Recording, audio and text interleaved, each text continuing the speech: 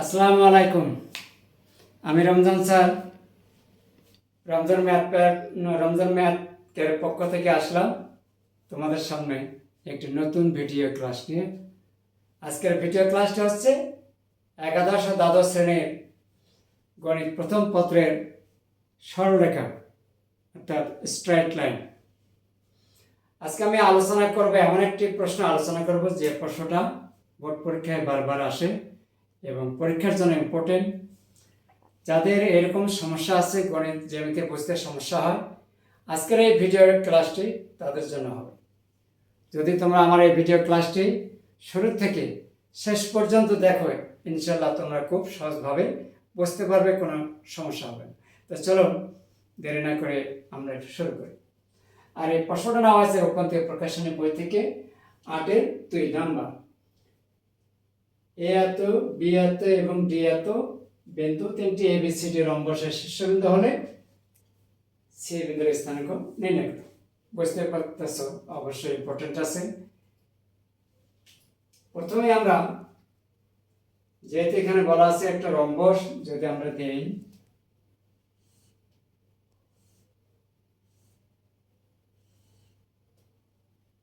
এ দেওয়া আছে, এখানে এ হচ্ছে 25, বি 59,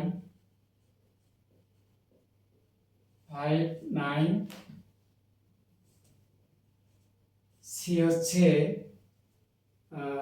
ডি দেওয়া আছে, তাহলে এখানে ডি হবে A B C D. D দেওয়া আছে 6, 8, আর সিটা আমরা একটু ধরে নিলাম এক্স, ওয়াই।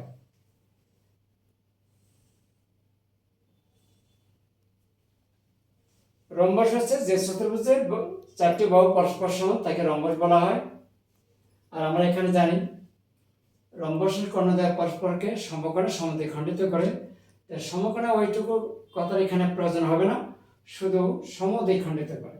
অর্থাৎ এসি এবং বিডি এই দুটা পরস্পর কি করে এই জায়গায় কিন্তু সমদ্বিখণ্ডিত করে, অর্থাৎ ও এ, এটা কিন্তু দরকার নাই।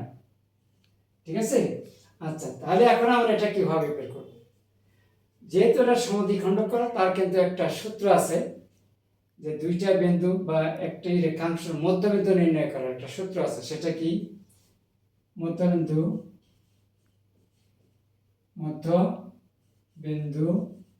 নির্ণয়। সূত্রটা হচ্ছে x1 plus x2 by 2,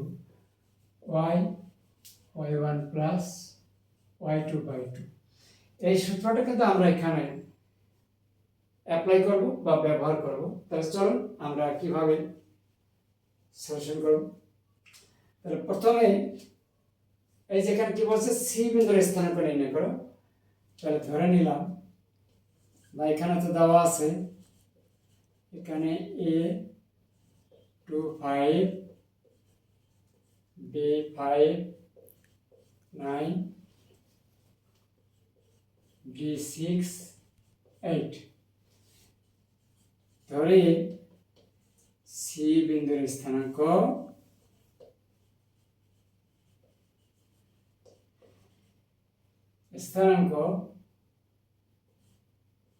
x,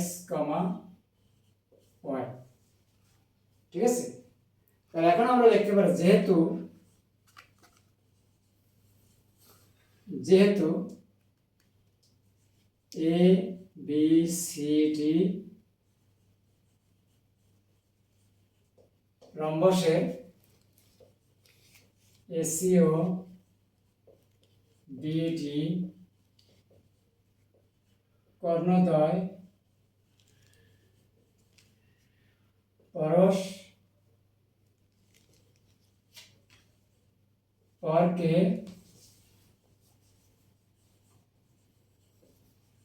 সমদ্বিখণ্ডিত করে। পরস্পরকে সমকোণে সমদ্বিখণ্ডিত করে। আমাদের এখানে সমকোণের কথাটা এখানে দরকার নেই। তাহলে এখন আমরা এখানে একটু ভালোভাবে বোঝার জন্য চেষ্টা করব। এসি কর্ণের মধ্যবিন্দুর স্থানাঙ্কটা আমরা বের করে নিই। এসি কর্ণের মধ্যবিন্দু স্থানাঙ্ক, এই যে এখানে x হচ্ছে 2, x1 আর এখানে আছে x2, অথবা এদিক থেকে আমরা আসতে পারি। তাহলে এখানে আমরা লিখতে পারি 2 প্লাস x বাই কত 2, 5 plus y, 5 plus y by 2, এটা। এবং বিডি কর্ণের মধ্যবিন্দুর স্থানাঙ্ক বিডি, তাহলে এখানে 5 plus 6, 5 plus 6 by 2, 9 plus 8, 9 plus 8 by 2, বা আমরা এখানে পাই 11 বাই 2, 17 বাই 2। অতএব এখন আমরা একটু বিষয় খেয়াল করব। এটা কিন্তু x, এখানে এই অংশটাও কিন্তু x, তাহলে শর্ত মতে এই সূত্র না, সরি, এই যে এখানে এই যে এটার সমান, এখন কিন্তু আমরা এটা লিখতে পারি যেহেতু এটা x স্থানাঙ্ক, এই পুরো অংশটা এটার সমান আমরা এটা লিখবো, আর এটার সমান এটা লিখবো। যেহেতু এটা কাটতেছে স্থানাঙ্কের মধ্যে, এটা x মনে করবো, এটাকে x মনে করবো, এটাকে y, এটাকে y, তাহলে x এর সাথে x এর সম্পর্ক সেই হিসাবে আমরা এখানে লিখবো অতএব 2 plus x by 2 equal 11 by 2। ওই পাশে 2 2 কাটা যায়, 2 প্লাস x ইকুয়াল কত 11, অতএব x ইকুয়াল কত 9। অথবা এখন এটার সমান এটা লিখবো 5 প্লাস y বাই 2 ইকুয়াল কত 17 বাই 2। উভয় পাশে 2 2 কাটা, তাহলে 5 প্লাস y 17, তাহলে অতএব 5 ওই পাশে গিয়ে বিয়োগ করলে কত হবে, y ইকুয়াল কত 12। তাহলে অতএব আমাদের কিন্তু এখানে সি বিন্দুর স্থানাঙ্ক হয়ে গেছে, এই যে সি বিন্দু বলেছিলাম, এই যে। তাহলে এখানে আমরা x এর মান পেয়ে গেছে 9 আর y এর মান পেয়ে গেলাম 12। তাহলে অতএব নির্ণয় সি বিন্দুর স্থানাঙ্ক, অতএব নির্ণয় সি বিন্দুর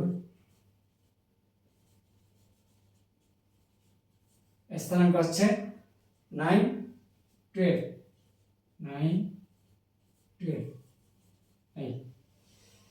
এই ছিল 8-এর 2 নং প্রশ্নের সমাধান।